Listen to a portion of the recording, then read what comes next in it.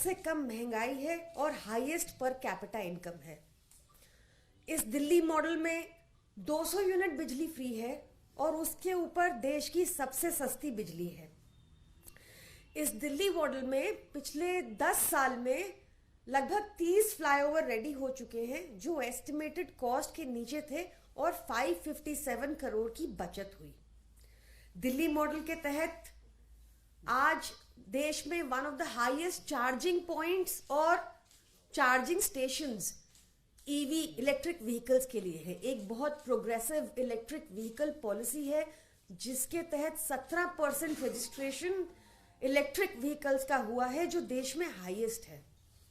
इस दिल्ली मॉडल के अंदर अब तक 1300 इलेक्ट्रिक बसेस दिल्ली में आ चुकी हैं जो डिसेबल्ड फ्रेंडली हैं, जो देश के किसी और हिस्से में नहीं। दिल्ली मॉडल की प्राइड हमारा हेल्थ और एजुकेशन मॉडल है। दिल्ली के लोग और दिल्ली की सरकार एजुकेशन को, शिक्षा को बहुत महत्व देते हैं। विद्या धन सर्वधन प्रधानम, शिक्षा ही सबसे सर्वश्रेष्ठ धन है। ऐसे ही हमारा इनफैक्ट दिल्ली मॉडल के लिए केंद्र सरकार का अपना थिंक टैंक नीति आयोग का कहना है कि दिल्ली के सरकारी स्कूल देश के टॉप 10 स्कूल्स में इसलिए हैं क्योंकि दिल्ली के एजुकेशन, गवर्नमेंट एजुकेशन सिस्टम में एक लैंडमार्क ट्रांसफॉर्मेशन देखा गया। ऐसी ही तारीफ हमने प्रणब मुखर्जी, स्वर्गीय ex president honourable Pranab Mukherjee ji से भी दिल्ली के सरकारी स्कूलों की सुनी थी। और जब first lady Melania Trump India आई थी तो उनको भी दिल्ली के सरकारी स्कूल ही देखने को भेजा गया था। ऐसा ही हमारा हेल्थ मॉडल है जिसकी हर जगह तारीफ सुनने को मिलती है। ये बात अलग है कि आजकल भाजपा हमारे हेल्थ मॉडल को अटैक कर रही है क्योंकि यहां पर बहुत सारे लोग दिल्ली के बाहर के भी आते हैं और ज्यादातर उत्तर प्रदेश के भी आते हैं और वापस जाकर हमारे हेल्थ मॉडल की तारीफ करते हैं, तो ये डाइजेस्ट कैसे होगा, इसलिए उसको अटैक करने में लगे हुए हैं आजकल।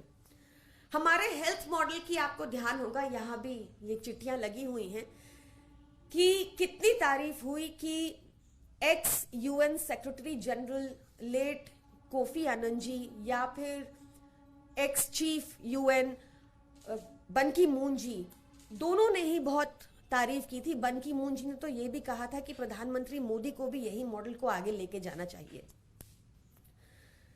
दिल्ली दिल वालों की है। हमारा यहाँ पे आप देखेंगे कि हर प्रदेश के अंदर से, हर स्टेट से, हर सिटी से, ना ही देश के अंदर से बल्कि देश के बाहर से भी लोग पढ़ाई के लिए, इलाज के लिए, नौकरी के लिए भारी तादाद में आते हैं और दिल्ली सबको एक्सेप्ट करती है। तो हमारा जो प्राइड है दिल्ली का हेल्थ और एजुकेशन मॉडल, इसी को हम रिपब्लिक डे परेड में शोकेस करना चाहते थे। यही हम दिखाना चाहते थे कि हमने कितना लैंडमार्क ट्रांसफॉर्मेशन किया है बीते कुछ सालों में दिल्ली के अंदर हेल्थ और एजुकेशन में। पर बहुत अफसोस की बात है कि ये होने नहीं दिया गया। ये भाजपा की गंदी राजनीति नहीं तो क्या है कि आप लगातार पिछले 5 वर्षों से देखिए कि भाजपा शासित असम को, भाजपा शासित उत्तर प्रदेश को, भाजपा शासित उत्तराखंड को, भाजपा शासित गुजरात को लगातार मौका दिया जा रहा है। पर इस बार भी पिछली बार की तरह दिल्ली और पंजाब दोनों को एक्सक्लूड किया गया है। आई विश कि प्रधानमंत्री मोदी का भी दिल दिल्ली वालों जितना बड़ा होता और वो हमें ये शोकेस करने का मौका देते गणतंत्र दिवस पर। दिल्ली देश की राजधानी है, हमारी प्राइड है हेल्थ एंड एजुकेशन मॉडल, और हमें ये मौका मिलता कि हम देश के सामने अपना मॉडल गणतंत्र दिवस पर शोकेस कर पाते। Thank you.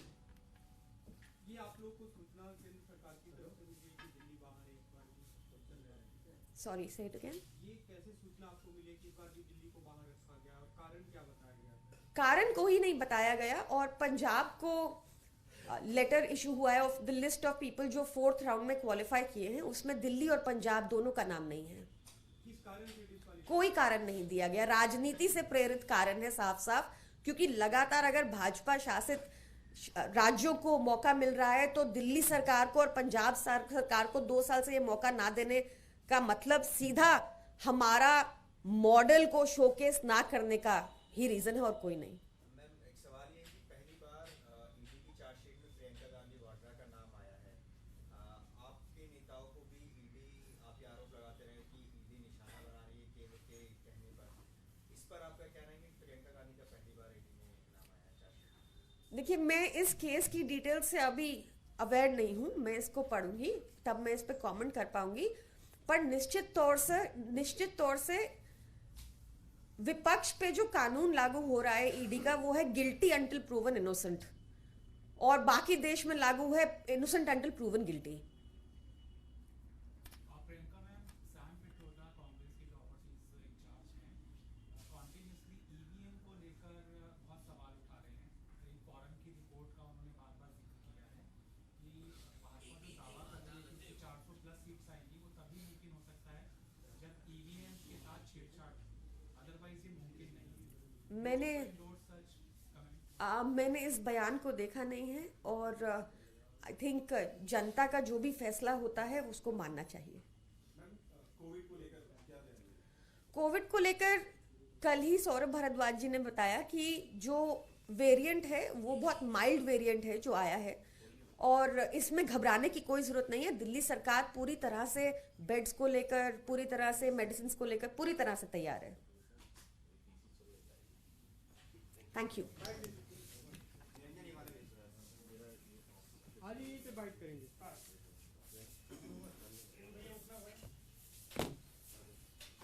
है ना?